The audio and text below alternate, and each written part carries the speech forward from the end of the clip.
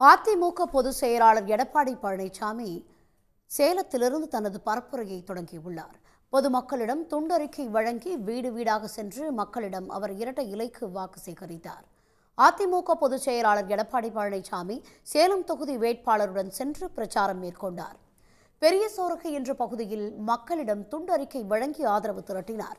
அப்போது ஆரத்தி எடுத்த பெண்களுக்கு பணம் கொடுக்க முயன்ற வேட்பாளர் விக்னேஷை கண்டித்த எடப்பாடி பழனிசாமி விளையாட்டுத்தனமாக இருக்கக்கூடாது என்றும் கடிந்து கொண்டார்.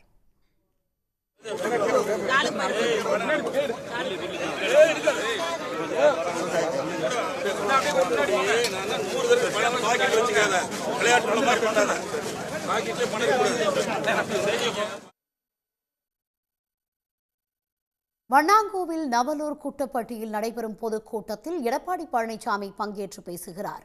இதில் அதிமுக வேட்பாளர்களை அவர் அறிமுகம் செய்து வைக்கிறார்.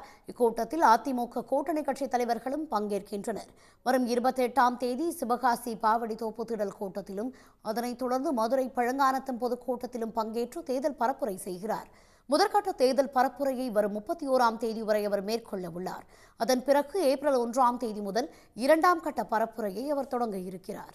உடனுக்குடன் செய்திகளை தெரிந்து கொள்ள சன் நியூஸ் பெல் ஐகானை கிளிக் பண்ணுங்க.